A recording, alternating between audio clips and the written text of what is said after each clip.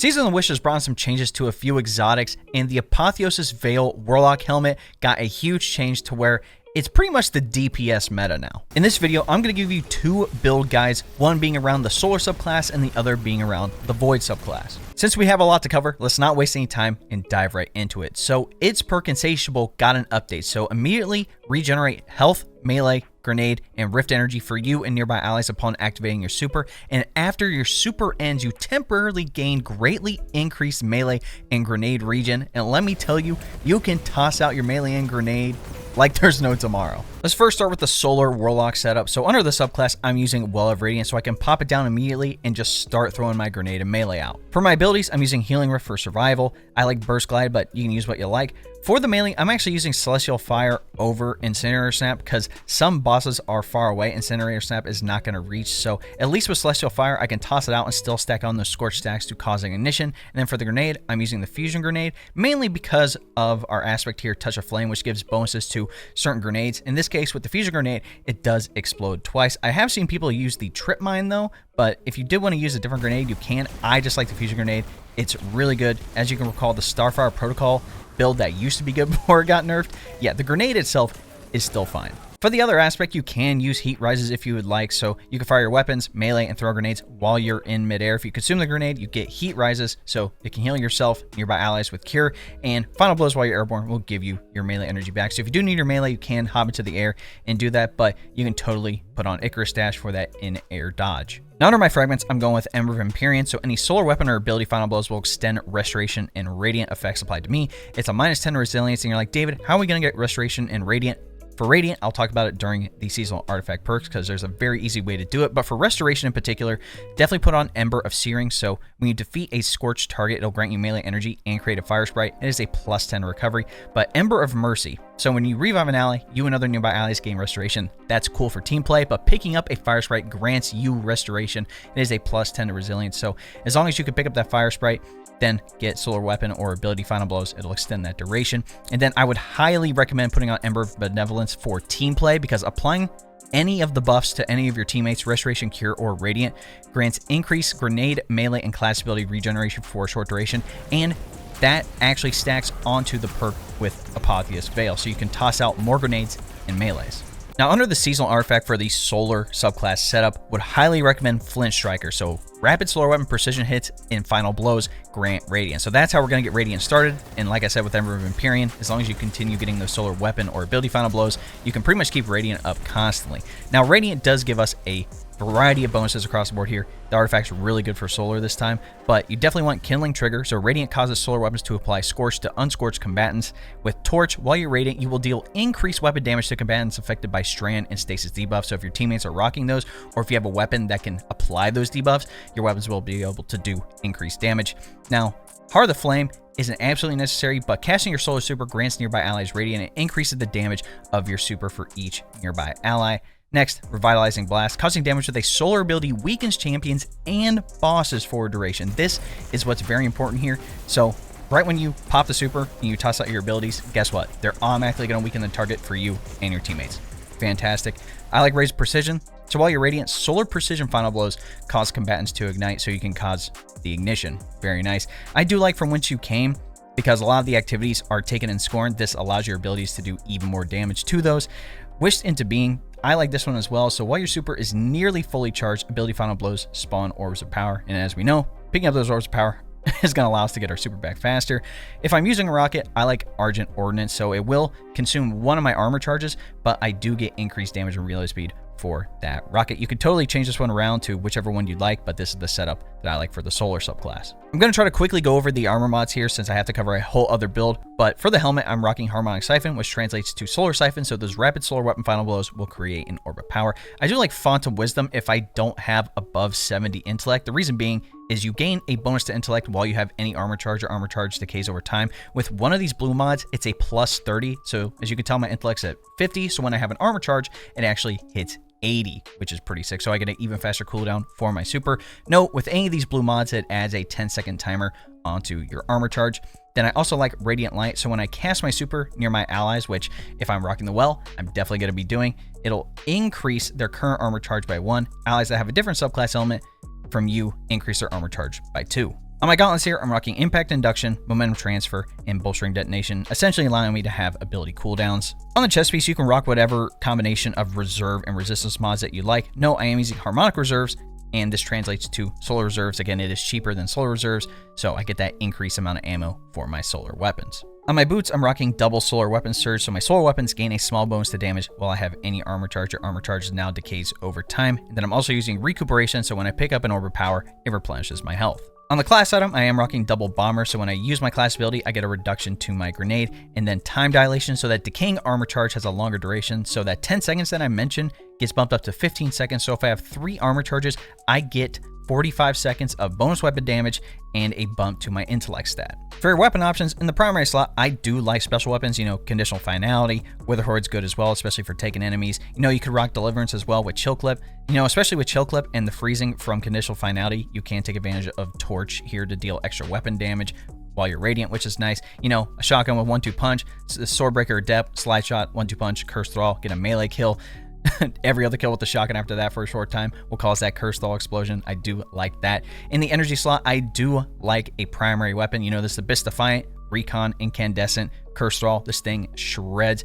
Anything with Incandescent is pretty good. Epichild Integration, Callous Mini Tool. You can even use something like Sunshot as well, just for the ad control. And again, the hand cannon buff last season makes this thing great. In the heavy slot, I do have this Apex Predator, Recon, Bait and Switch. I also have a Cataclysmic, almost messed that one up, 4 times the charm, Bait and Switch. You could use something like Dragon's Breath if you would like, the Lament, a sword if you are in close quarters encounters. There's plenty of weapons to choose from in regards to this build. Now moving on to the Void subclass build, under the super I am using Nova Bomb Vortex. Again, I can launch it at a target and have it continuously do damage over time with the Vortex. For my abilities, I'm rocking Healing Rift for survival again.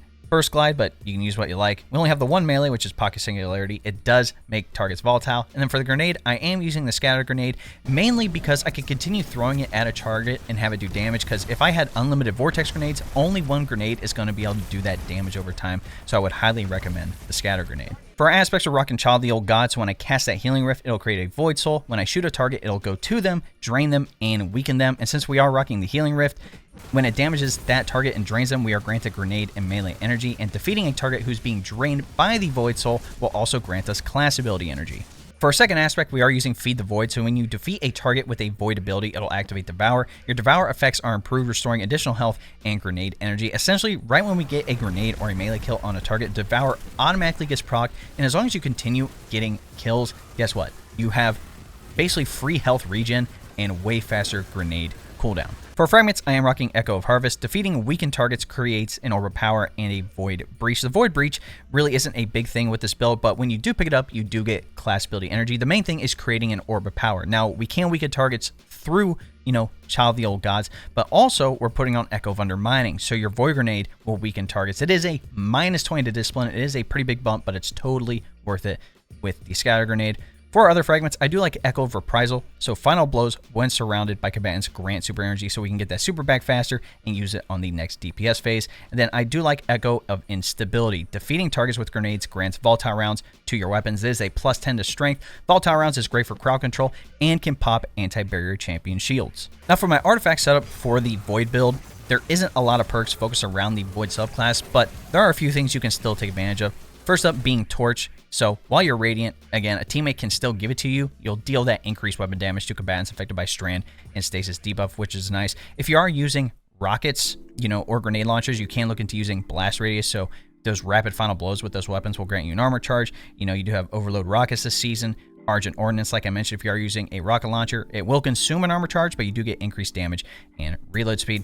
Definitely recommend From Whence You Came, Wish Into Being. You can look into something like Dragon's Bite. So breaking a shield with a Strand or Stasis weapon has a chance to suspend or freeze that combatant. So if you are using those weapons in the primary slot for a special weapon, which I'll talk about my weapons here in a bit, you can still take advantage of that. If you're using a Stasis weapon, you can look into using Hail of the Storm. It's just a small bonus. So shattering encased targets in Stasis Crystals deals increased damage. Shattering Stasis Crystals releases shards of ice that damage and slow targets. You could, take Overload Rockets off, put on Pillar of Ice, and then, defeating an encased combatant spawns a Stasis Crystal. Again, it's not anything crazy, but again, it can potentially help out. And I like the Origin perk specialization too, specifically for the Dragon's Vengeance Origin trait Overcharge, because I am going to be using one of the new weapons with this build. For our armor mods, it's honestly the exact same setup as the Solar one. I'm still using Harmonic Siphon, but that translates to Void Siphon, so I get those rapid Void Weapon Final Blows, create an Orb of Power. Still rocking Font of Wisdom, Radiant Light. On the Gauntlets, Impact Induction, Momentum Transfer, and Bolstering Detonation. I'm still using Harmonic Reserves here, but that translates to Void Reserves since I'm on a Void subclass, so now my Void weapons will have more ammo. Still have Arc Resistance. Now I have double Void Weapon Surge, so now my Void weapons will gain that small bonus to damage instead of my Solar weapons. There's no, like, Harmonic Weapon Surge, so just keep that in mind. Again, I still have Recuperation, Double Bomber, and then Time Dilation. For your weapon options in the primary slot, I still like Conditional Finality, Wither Horde, Sword Breaker, Deliverance. These are all special weapons. Whatever special weapon that you want to use, totally go for it. But in the energy slot, I would recommend a primary weapon that could come with the perk Repulsor Brace. So defeating a Void debuff target grants an Overshield. In our case, we can weaken targets with Child of the Old Gods and our Scatter Grenade because of Echo of Undermining. But when we get that grenade kill, Echo of Instability kicks in, giving our Void Grenades volatile rounds, and volatile is a debuff, so that means this Unforgiven, SMG, for example, can give us a Repulsor Brace on those kills if they do get killed with that debuff attached to them, which is very nice. You could look into a weapon that could come with Golden Tricorn as well. So the final blows with the weapon grant bonus damage while the buff is active. Grenade or melee kills of the same damage type greatly increase its damage and duration.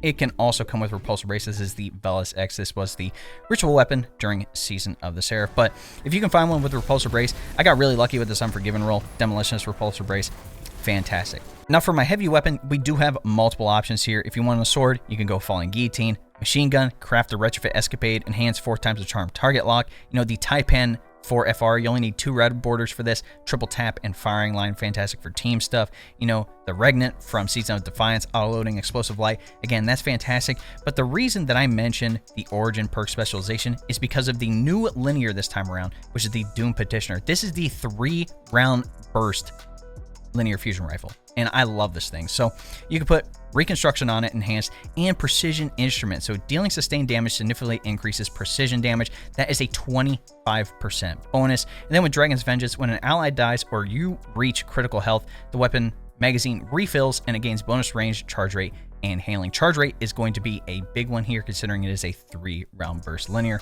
I love this thing for boss damage. So for stats to focus on for both builds, I actually have them pretty evened out, but for resilience, we talk about every video, try to have tier 10 resilience, 100 resilience. It's a 30% damage reduction in PvE, which you definitely need for survivability purposes. And then I do like focusing on discipline and melee pretty evenly here. Again, discipline is tied to your grenade, strength is tied to your melee, and then you can focus on intellect, which is tied to your super cooldown. Now, if you got through all that and you're still confused about how these builds work, I don't know how you're confused. All you really need to do, it's almost like a no-brainer for both. All you need to do is use the super and then toss your melee and grenade out on the target. With Solar, again, there are a lot of bonuses with the artifact. So when you pop your super, you and your teammates are radiant now. When you toss your grenade and your melee at a boss, it will weaken them. So that means you could take advantage of it and your teammates could take advantage of it. You're stacking on Scorches, which means you can cause ignitions with those abilities. With the Void subclass, again, just launch the Nova Bomb at the target. It'll do continuous damage in the Vortex. Use your melee, toss a grenade. The grenade will cause weaken because of Echo of Undermining, right? And then you can continue tossing those out. If you do need to use your Healing Rift to heal yourself, or with Child of the Old Gods, you can add an extra weaken debuff to a tougher target. So basically, all you need to do is use the survivability mechanics, Restoration with Solar and Devour with Void, get kills against the small enemies, and when boss DPS phase comes around, use your super. And with that, ladies and gentlemen, is my Season of the Wish, Apotheosis, Veil, Solar, and Void Warlock builds. Let me know what you guys think in the comments. I'm actually going to put the dim link for both of these builds in the description. So if you want to copy everything that I'm using, down to the subclass, their armor mods, even the drip, if you'd like. Some people are always talking about D2 fashion, and to be honest, I try to build my fashion around, however the exotic looks, whatever subclass I'm using, etc. But again, test out for yourself and let me know what you guys think in the comments. If there's something that you like using in regards to something under the subclass, a mod, a weapon, definitely let me know in the comments. In any event, if what you saw was valuable or entertaining to you, be sure to drop a like on the video, subscribe to the channel, and then turn on the bell next to notifications so you don't miss out on another build video here on the channel. If you didn't know, we live stream here on YouTube and on Twitch. Again, that link will be in the description. We will be playing a lot of Destiny 2. We cleared the Warlord's Ruin dungeon in around an hour and a half, and then the second one we cleared it in 49 minutes. So we will be doing a lot of those dungeon carries. So if we're doing them live and you want to hop in, definitely hop in the chat. And if you want to be proactive, join my Discord. Again, we're trying to grow the Discord. We're trying to get more people that want to play Destiny 2 and do LFGs, dungeon carries, all that great jazz. But we are talking about other games in there, including Cyberpunk, PC tech, anime, and more. Lastly, if you want to support the channel even more, you can look into becoming a member. If you don't know what a membership is essentially like a Twitch subscription. Again, you're going to get access to the exclusive emotes, the monthly badges, and other cool stuff here on the channel, cheaper than what is a Twitch subscription, technically speaking. So if you would like more information, all you need to do is press the join button next to subscribe, and that'll give you a rundown with all the details you need. All right, ladies and gentlemen, it's been your boy. We'll catch you in the next one. Cheers.